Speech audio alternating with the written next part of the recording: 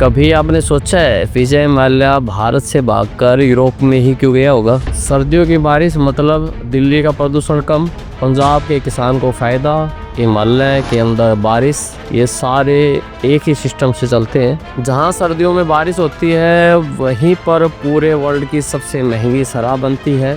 ये बारिश सिर्फ ठंड नहीं लाती, किसी देश की पूरी इकोनॉमी को चलाती है। इसका सबसे अच्छा एग्जांपल आपने लॉकडाउन में देखा था। हमारे इंडिया की इकोनॉमी को सिर्फ वाइन या शराब के ठेके चला रहे थे। जो सर्दियों के अंदर बारिश होती है, इसी के चलते जो सिट्रस फल हैं उनका प्रोडक्शन ज़्यादा होता है। इन्हीं सिट्रस फल से यानी कि आपके नींबू है, संतरा है, अंगूर है और जो वगैरह जो रबी की फसलें हैं उनसे ही कहीं ना कहीं वाइन और शराब बड़ी होती है और इसी से किसी देश की इकोनॉमी ग्रो करती है। आजकल सर्दियों के अंदर जो बारिश हो रही है इसका बैकग्राउंड अगर हम जानें तो ये यहाँ से शुरुआत ना होकर के यूरोप के अंदर भूमध्य सागर से चलने वाली हवाएं हैं, जो भूमध्य सागर, काला सागर, कैस्पियन सागर से जलवाष्प लेकर के रास्ते में तुर्की, सीरिया, अफगानिस्तान, इराक, पाकिस्तान इस हिस्सों में बारिश करते हुए इंडिया के नॉर्थ वेस्ट हिस्से में आकर के बारिश करती हैं, जिसको वेस्टर्न डिस्टर्बेंस वर्षा के नाम से जानते हैं। इस वर्षा के आते ही एकदम से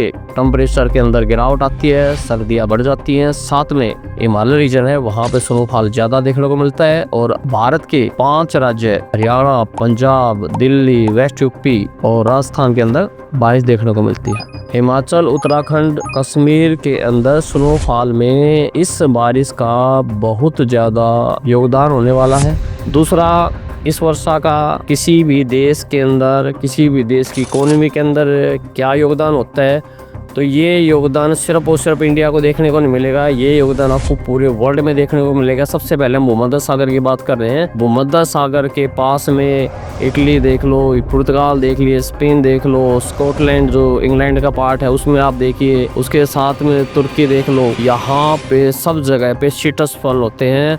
जहाँ पे भी सिट्रस फल होते हैं वहाँ पे बड़े स्तर पे फूड प्रोसेसिंग इंडस्ट्री मिलती हैं और साथ में बड़े स्तर पे महंगी महंगी वाइन इंडस्ट्री यहाँ पे चलती है। यानी कि बड़ी महंगी वाइन, बियर वगैरह का प्रोडक्शन अगर कहीं पे होता है तो वो किसी भी देश के वेस्ट के अंदर जहाँ पे सर्दियों में बारिश होती है वहाँ पर वाइन इंडस्ट्री पाई जाती है। ये सिर्फ यूरोप का एग्जाम्पल नहीं है, इसके अलावा एग्जाम्पल आप देख सकते हैं नॉर्थ अमेरिका के अंदर सैन फ्रांसिस्को जो वेस्ट में पड़ता है। आप साउथ अमेरिका के अंदर जाओगे तो वहाँ पे चिली के अंदर अटाबास्का, आप अफ्रीका में जाएंगे तो साउथ अफ्रीका, और ऐसे ही अगर आप इंडिया में आएंगे तो इंडिया के north west region, Punjab, Haryana, यहाँ पे भी आप देखोगे बड़े स्तर पर संतरे की खेती होती है। इसी संतरे से ही आपने देसी भाषा में या देसी ठर्रे या देसी शराब सुनी होगी, जिसको जगाधरी बोलते हैं, जिसको नींबू बोलते हैं, जिसको संतरा बोलते हैं।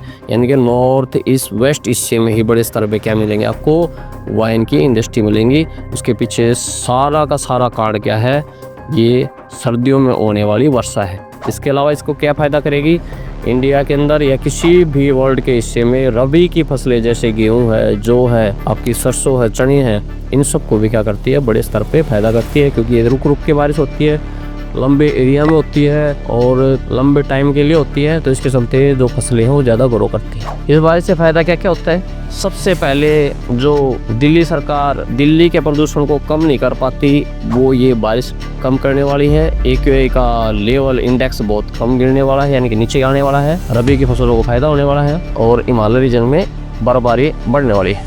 स्टार्टिंग में हमने के वर्ड यूज किया था विजय माल्या भारत से बाकी यूरोप में क्यों गया होता, आप समझ सकते हैं। विजय माल्या किंगफिशर के फाउंडर थे और जो उनको पर्सनली जानते हैं, जिन्होंने उनको देखा है, तो उनकी खासियत क्या थी, एक तो वाइन इंडस्ट्री से जुड़े हुए, दूसरा बड़े स्तर पे उनके साथ मॉडल गर्ल्स मिलती थी। तो वो अभी इंग्लैंड में है और इंग्लैंड के अंदर ही स्कॉटलैंड है, स्कॉटलैंड के अंदर ही वर्ल्ड का सबसे ज़्यादा सेक्स रेशो, यानी कि 1000 लड़कों पे 1200 लड़के हैं, यानी कि मॉडल भी उनको मिल गई। दूसरा, आपने सुना होगा रेड लेबल, आपने सुना होगा ब्लैक डॉग, इस तरह की जो बियर वगैरह बनती हैं, जो से बनती हैं, ये सारी स्कॉटलैंड में ही प्रोडक्शन होता है इनका बड़े स्तर पे। और ये दोनों कंडीशन किसके फेवरेबल थी, यानी किसके फेवर में थी, तो विजय माल्या के फेवर में थी। और जो हमारे लंडे भाई हैं उनको भी हम यहाँ पे एक हिंट देते हुए चलेंगे। अगर आप वाइन पसंद करने वाले हैं और आपकी शादी नहीं हो रही है तो आप कहाँ जा सकते हैं, विनयमाला की तरह स्कॉटलैंड जा सकते हैं। तो अगली बार जब आप देखें सर्दियों में बारिश हो रही है, ठंड बढ़ रही है और पहाड़ों पर बर्फ़ गिर रही है तो समझ जाइए ये मानसून नहीं, ये है वेस्टर्न डिस्टर्बेंस। और यही क्लाइमेट दुनिया के कई इंडस्ट्रीज़ की न्यू भी है। अगर आपको ऐसी रियल टाइम ज्योग्राफी और करंट अफेयर वाली वीडियो पसंद है तो वीडियो को लाइक करें और चैनल को सब्सक्राइब करें। कमेंट में बताइए अगला टॉपिक क्या होना चाहिए और क्या आपको जो सर्दियों में बारिश होती थी हर साल उसके बारे में इतनी सारी जानकारी थी तो आपको कमेंट करना है यस, और अगर आपको इसके बारे में जानकारी नहीं थी तो आपको कमेंट करना है नो। अगर आप किसान पुत्र हैं, अगर आपको सर्दियों की बारिश पसंद है और आप बहुत बड़े बेवड़े हैं तो अपने दोस्तों को ये वीडियो शेयर करें। धन्यवाद।